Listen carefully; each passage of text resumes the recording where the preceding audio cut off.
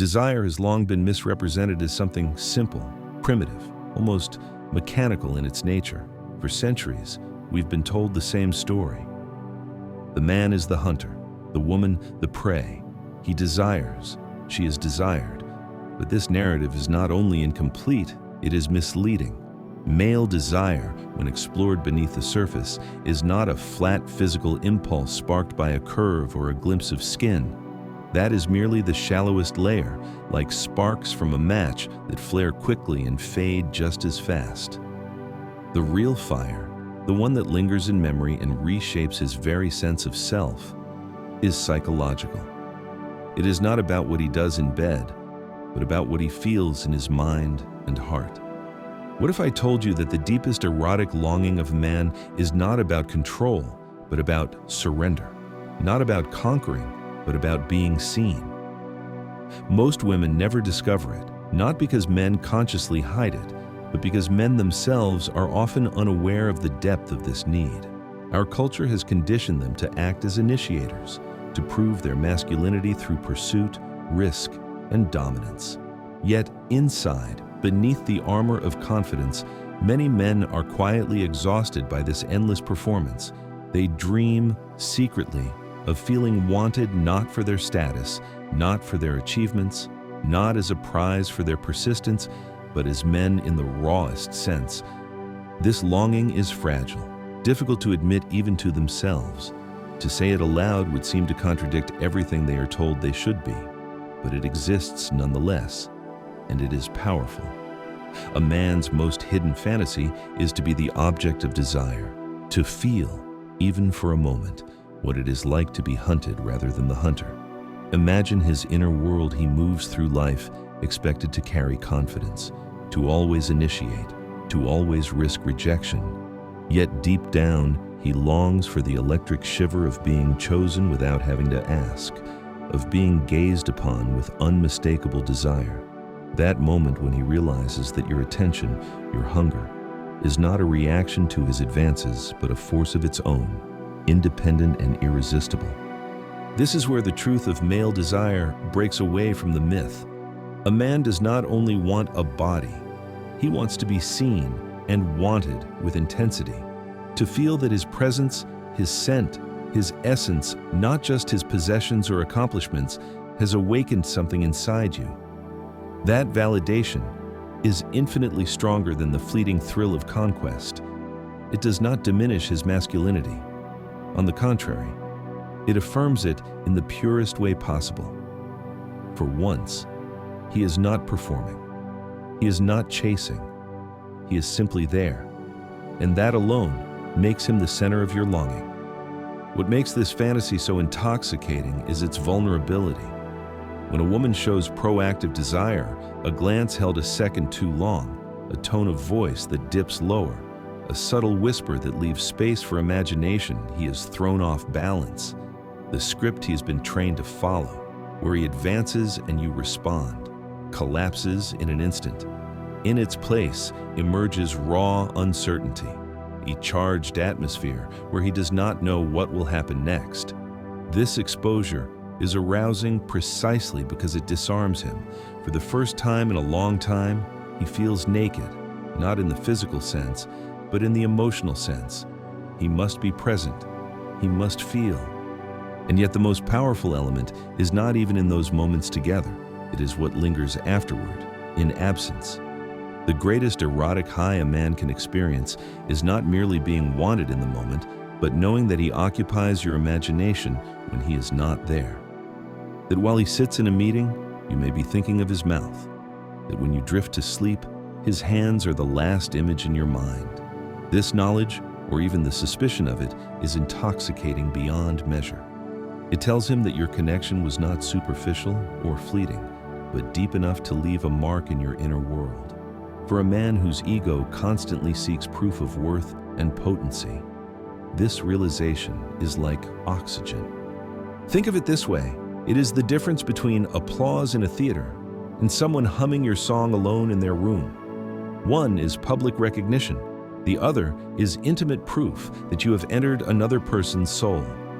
When a man senses that he lives inside your fantasies, He feels elevated, transformed.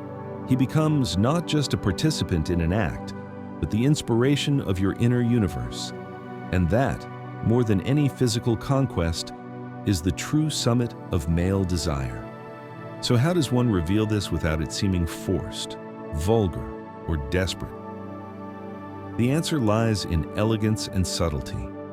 It is not about bearing every explicit thought, but about planting seeds. A single message that says, "I had a distraction at work today and it was your fault," can occupy his mind for hours.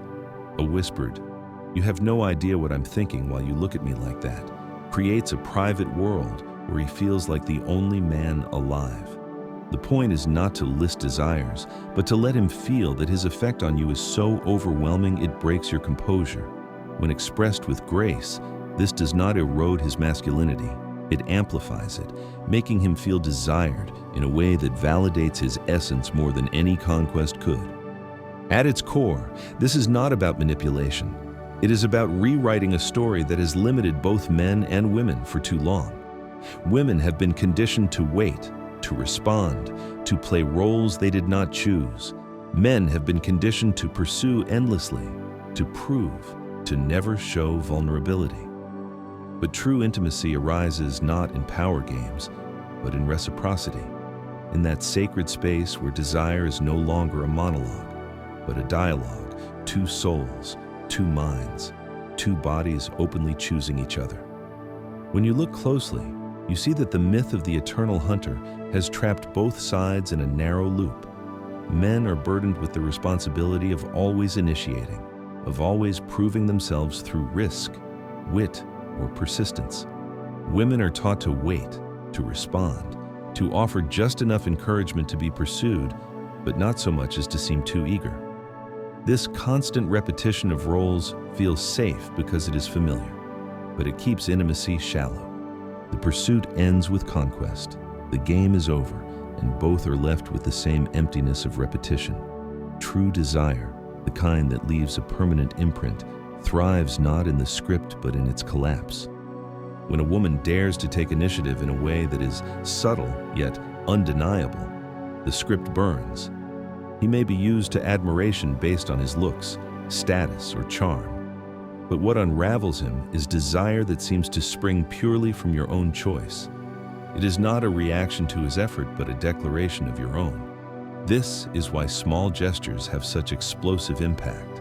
A pause in conversation where your eyes wander briefly to his lips. A voice that drops just slightly when you lean closer. A glance that lingers too long to be innocent. These are not rehearsed tactics, but authentic signals of proactive longing. And because they defy the expected pattern, they destabilize his confidence in a way that is exhilarating. Vulnerability is the hidden key. Men are trained to avoid it, to cloak themselves in control. But in seduction, vulnerability is not weakness, it is fuel. When he feels that you truly want him, not his persona, not his possessions, but him, he is stripped of armor. The effect is paradoxical rather than diminishing him.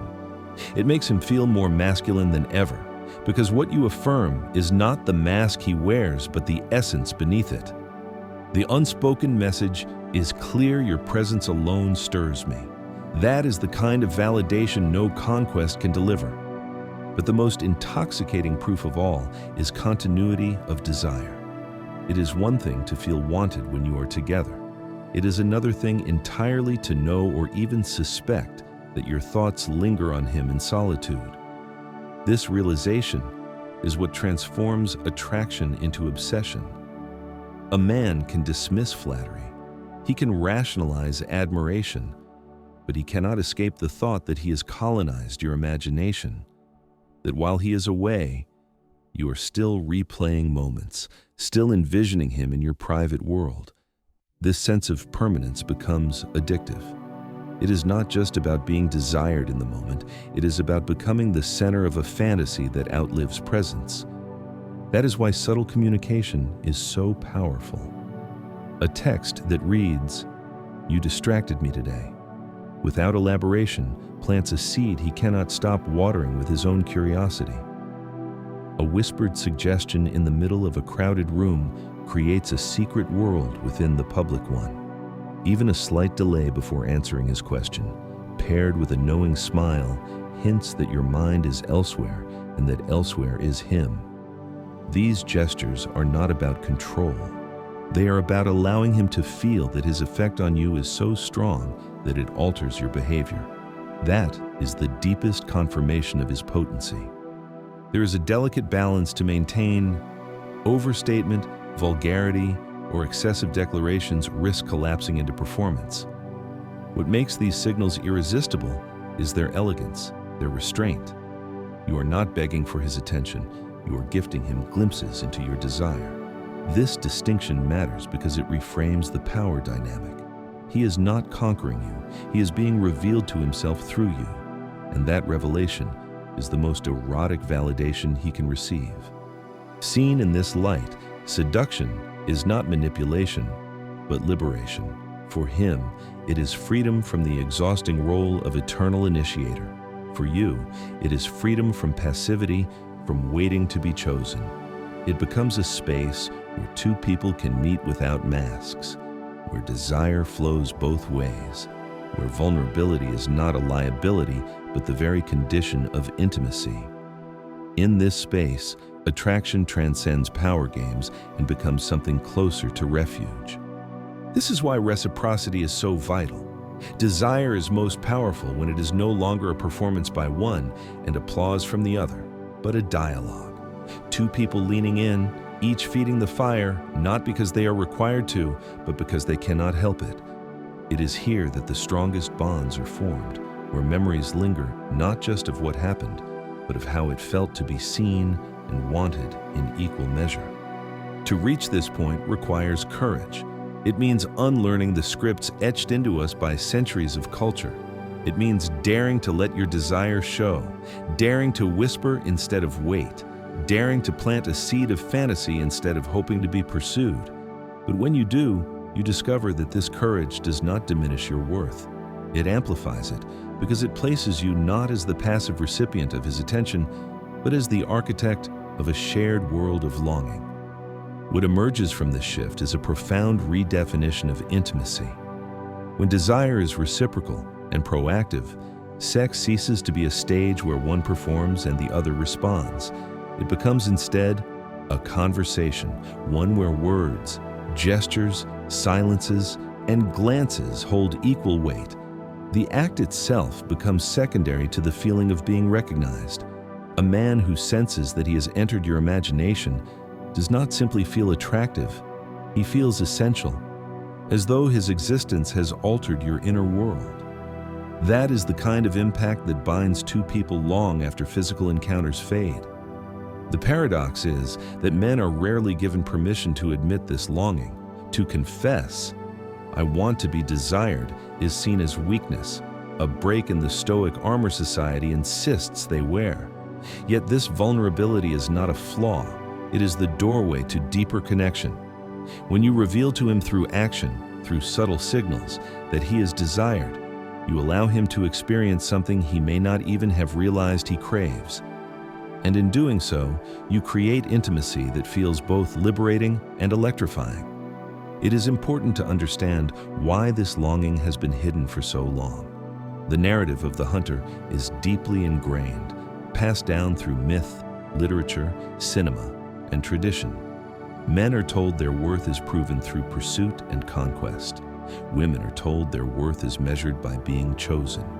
Both roles strip away something essential: the man's need to feel desired and the woman's right to express desire. The tragedy of this script is that it reduces human intimacy to a performance of roles rather than a genuine meeting of souls. By stepping outside of it, even slightly, you unlock dimensions of connection that neither side knew were missing. Consider the intensity of a small moment. You are at dinner together, surrounded by noise, conversation, and clinking glasses. You lean closer and whisper something that hints at what is in your mind, but does not fully reveal it. Perhaps just, "If you only knew what I'm imagining right now." That single sentence, delivered in intimacy, plants a seed he will return to again and again, not because of explicitness, but because of suggestion, because of the knowledge that in that moment, his presence alone was enough to alter your inner world. That is what men secretly yearn for, to be the spark of desire rather than its pursuer. This kind of intimacy is not about grand gestures, but about creating a private reality between two people. It thrives on subtlety, on the tension between what is said and what is left unsaid. And it is precisely this tension that electrifies him, because it shifts the balance of power. Suddenly, he is not the sole initiator, not the actor on a stage waiting for applause.